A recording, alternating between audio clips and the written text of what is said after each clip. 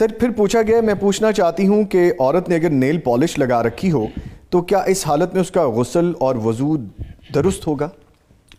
پہلی بات تو اس بہن کو یہ یاد رکھنی چاہیے کہ نماز اور عبادات جو فرض ہیں ان کے لیے طہارت شرط ہے، وضو کی صورت میں ہو یا غسل کی صورت میں. جی.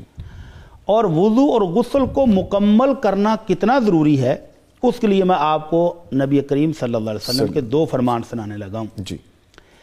ایک میں یہ تھا کہ نبی کریم صلی اللہ علیہ وسلم سفر میں ہیں، صحابہ کرام بھی سفر میں ہیں، اور آپ قافلے سے پیچھے پیچھے رہتے تھے تاکہ قافلے کا کوئی بندہ تھک کے پیچھے بیٹھ گیا ہے تو اس کی مدد کی جا سکے، کوئی بیمار ہے تو تیمارداری کی جا سکے، کسی کے پاس کھانے پینے کا سامان کم ہو گیا تو اس کو دیا جا سکے، تو اپنے قائد پیچھے رہتے تھے ان ضروریات کے لیے. آپ نے دور سے دیکھا کہ صحابہ کرام عصر کی نماز کا وقت ہو گیا تو جلدی جلدی وضو کر رہے ہیں اور ان کی ایڑیاں خشک رہ گئی ہیں. پورا وضو کر رہے ہیں لیکن اس وقت اس خدشے سے کہ وقت کام میں فٹافٹ وضو کر رہے ہیں، تو آپ نے دور سے دیکھا کہ ان کی ایڑیاں گیلی نہیں ہوئی، سوکھی رہ گئی ہیں، تو آپ نے دور سے آواز ماری ویل للعقاب من النار، یہ جو ایڑیاں خشک رہ گئی ہیں وضو پورا نہیں ہوا، ان کی وجہ سے یہ جہنم میں چلی جائیں گی. اللہ اسبغ الوضو، وضو اچھی طرح کرو، مل مل کے اہتمام کے ساتھ کرو. اور ایک اور حدیث میں ہے کہ نبی کریم صلی اللہ علیہ وسلم نے ایک بندے کو دیکھا، ایک صحابی کو دیکھا کہ وہ وضو کر کے آیا ہے اور اس کے وضو والے اعضاء ہاتھ پاؤں چہرے میں کہیں ایک جگہ پر ایک ناخن کے برابر جگہ خشک رہ گئی ہے، وہاں گیلا ہاتھ نہیں لگا. اللہ اکبر. آپ نے فرمایا ارجع فاحسن الوضو، واپس جاؤ اور اپنا وضو اچھی طرح کر کے آؤ. اس کا مطلب ہے کہ اگر ایک ناخن کے برابر بھی جگہ خشک رہ گئی جی تو اس کا وضو نہیں ہوا، اور اگر وضو نہیں ہوا تو نماز بھی نہیں ہوئی. تو یہ جو 10 انگلیوں پر اور 10 پاؤں کی انگلیوں پر بھی نیل پالش لگی ہو، پوری تہ چڑھی ہو، تو اس کے نیچے پانی کیسے لگے گا؟ ٹھیک ہے. تو اس کا مطلب ان کا وضو نہیں ہوا. اور اگر اسی حالت میں بے احتیاطی کی صورت میں نماز پڑھ لیتے ہیں، جی نامی صاحب ذرا غور فرمائیے. جی پلیز. اگر بے احتیاطی کی حالت میں نماز پڑھ دی کہ خیر ہے کوئی بات نہیں، یہ اتنا بڑا جرم ہے، اتنا بڑا جرم ہے کہ ہماری سوچ سے بھی باہر. حالانکہ آپ فرما رہے ہیں بے احتیاطی میں، یعنی اگر بے احتیاطی میں مطلب سردی ہے چلو نیل پالش لگی ہے تو کوئی بات نہیں نماز پڑھ لیتے ہیں. جی جی. یہ بے احتیاطی ہوئی، سستی ہوئی. اس بنیاد پر چھوڑی ہوئی ایک نماز یا ایک نماز اسی طرح پڑھی ہوئی، نقصان کیا ہے؟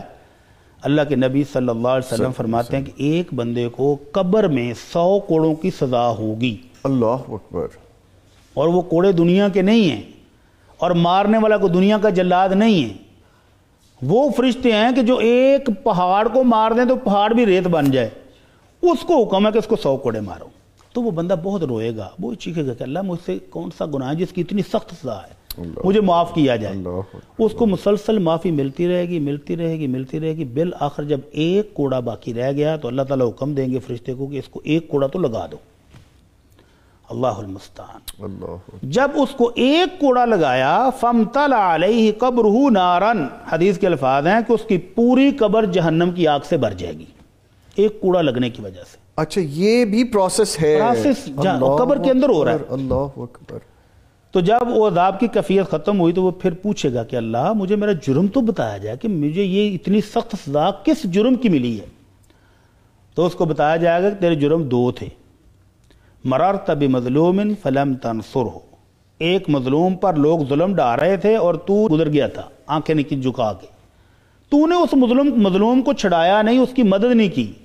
اور دوسرا جرم یہ تھا کہ صلیت صلاۃ واحدۃ بغیر وضوء، اللہ اکبر، زندگی بھر نمازیں پڑھی ہیں. ان کی بات نہیں ہو رہی جو نماز پڑھتے ہی نہیں ہیں، اس کی بات ہو رہی جس نے زندگی بھر پڑھی ہیں لیکن ایک نماز بغیر وضو کے ہی پڑھ چھوڑی تھی، یہ اس کی سزا ہے. اللہ اکبر. تو یہ جو ہماری بہنیں میک اپ کر کے نیل پالش لگائی ہے، فنکشن میں جا رہی ہیں اور نمازوں کی پرواہ نہیں کرتی، تو ان کے لیے تو عبرت ہے کہ اس نیل پالش کے ساتھ جب اوپر پینٹ ہو جائے تو پانی ناخنوں تک نہیں پہنچتا. اور آپ نے تو ایک ناخن کی وجہ سے، ایک ناخن جتنی جگہ کی وجہ سے صحابی کو واپس لٹا دیا تھا کہ واپس جاؤ اور اچھی طرح وضو کر کے آؤ.